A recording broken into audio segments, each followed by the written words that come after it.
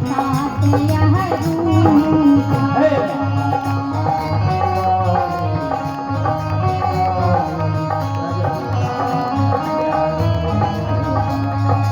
ऐसी सुरीला अति प्रिय स्त्रिया यह सुख परम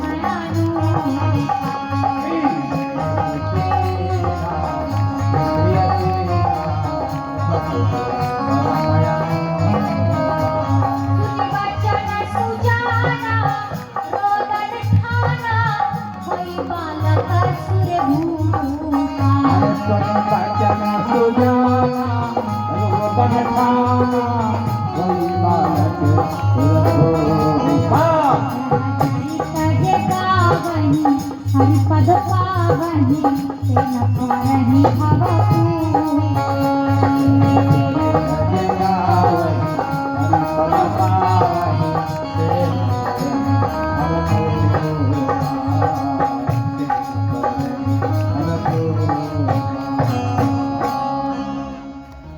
तुलसीदास जी कहते हैं जो लोग इस चरित्र का गान करते हैं प्रेम पूर्वक निज इच्छा निर्मित तनु माया गुरे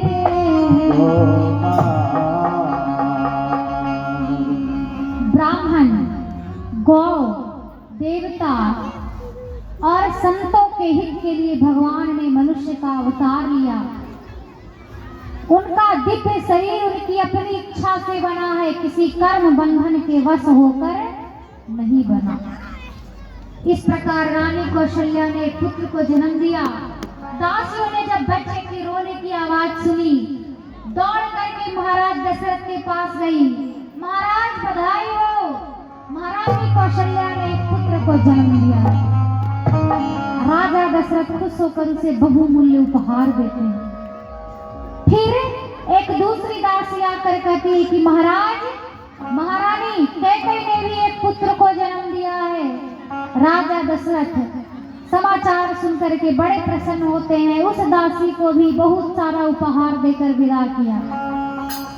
फिर महारानी सुमित्रा की एक दासी जाकर समाचार सुना ही रही थी कि दूसरी दासी जाकर दौड़ कर कहती है कि महाराज महारानी सुमित्रा ने एक नहीं बल्कि दो पुत्रों को जन्म दिया है।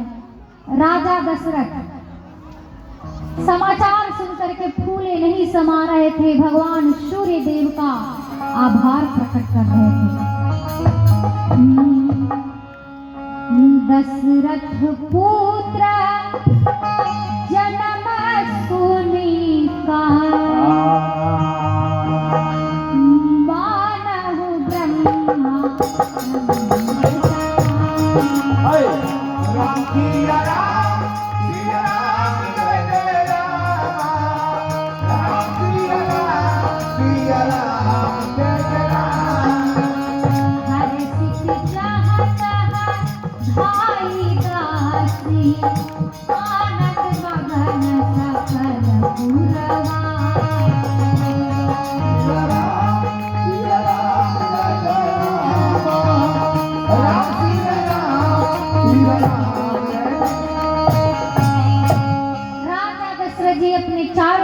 का जन्म अपने कानों से सुनकर मानो कि वे ब्रह्मानंद में समा गए।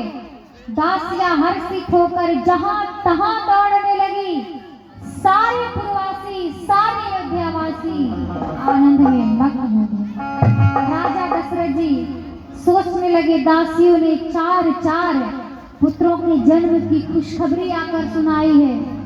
गुरुजी ने जो भविष्यवाणी मुझे बताई थी कही थी वह आज सत्य होती हुई दिख रही है। गुरुजी ने कहा था धरहु धीर हो ही सुत चारी। और वे पुत्र कैसे होंगे? त्रिभुवन विदित भगत भयहारी।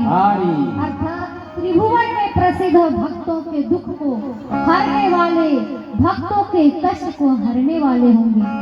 अर्थात हमारे घर में तो आज भगवान ने जन्म लिया है।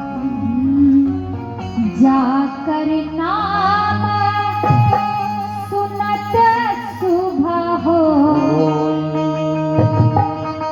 मोर गृह आवा प्रभु सोई।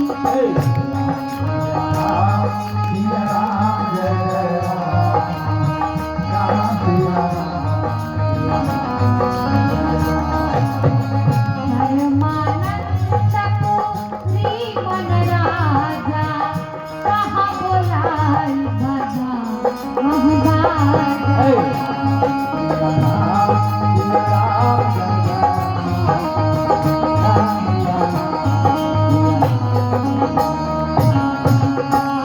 राजा दशरथ जी सोचने लगे, जिनका नाम सुनने से ही कल्याण होता है, वही प्रभु आज मेरे घर आए हैं।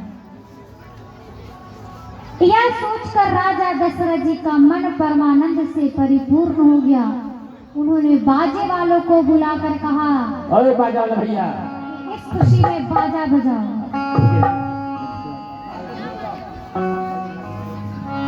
राजा दशरथ की आज्ञा है, बाजे वालों से खुशी में बाजा बजाइए।